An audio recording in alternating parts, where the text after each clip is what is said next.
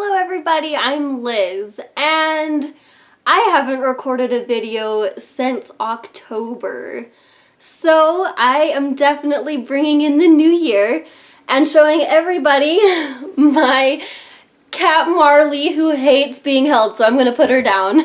Anyway, I just really want to take my time today just to reflect my reading year of 2017 now that it is officially 2018. I read a grand total of 50 books. Now this wasn't my goal by any means. I really wanted to read 80 books, but with my work and school and every other commitment I had, it just wasn't going to happen.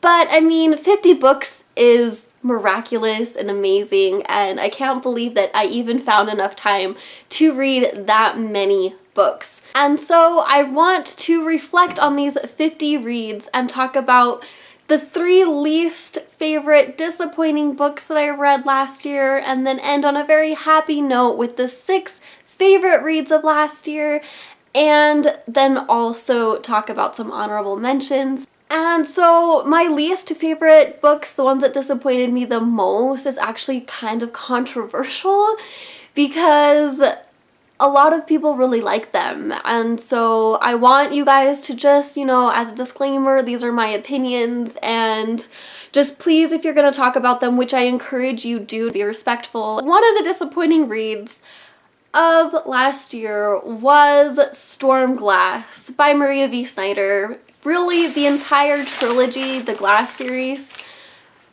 was a disappointment for me because I loved the Study series and the Soulfinder series so much. I just couldn't connect with Opal as a character, and I didn't like her decisions and how the plot ran. There was just a really kind of disappointing thing about the series that I just couldn't quite reconcile as much by the end of the story. The next book that I didn't like is another really controversial one because so many people like it, and that is The Wrath in the Dawn by Renee Ahdieh.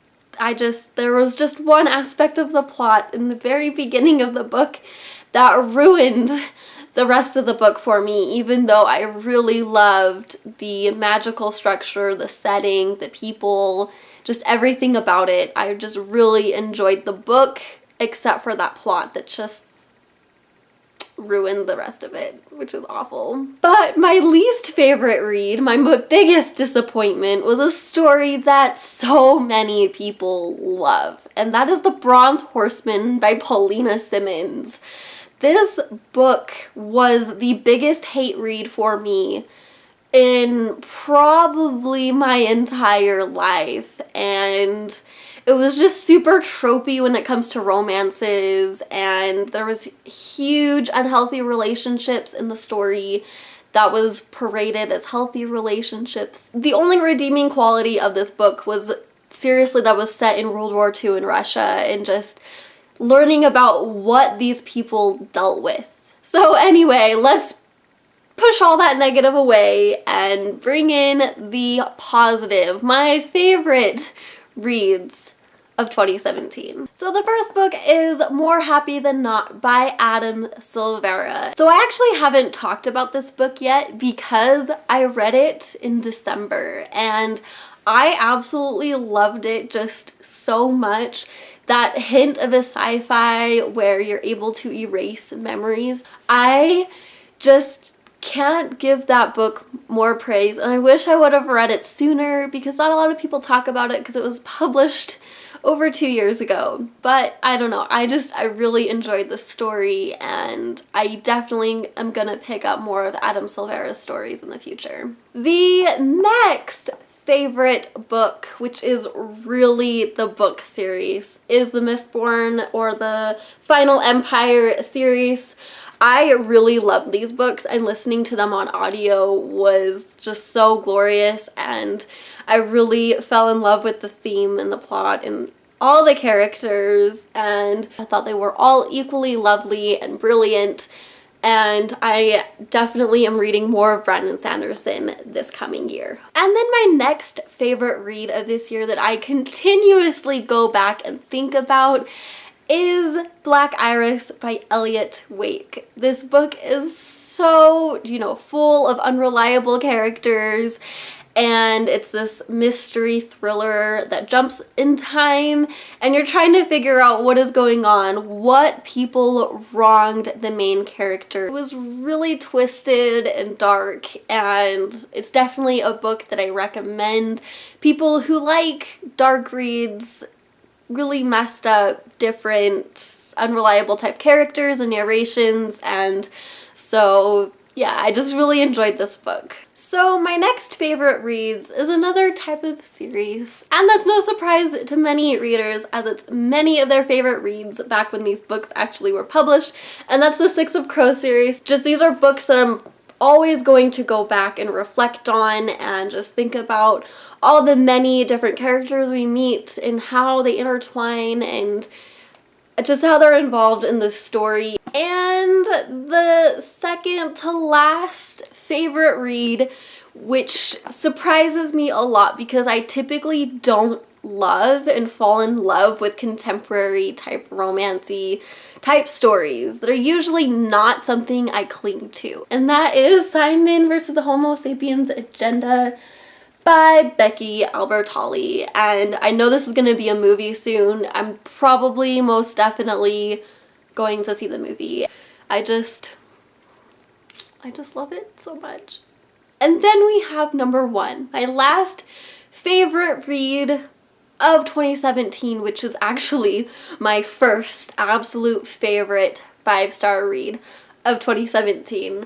And that is Bioshock Rapture by John Shirley. This is a book written for the fans. I am obsessed with Bioshock, as many of you know. Just the throwback to all of the characters from the video games, actually seeing them live instead of just experiencing them through recordings was just the icing on the cake for me, and it really wrapped up my feelings for the Bioshock verse because we're not going to get any more video games. And now we're going to get to my honorable mentions, which are books that I just absolutely loved rereading and experiencing the story.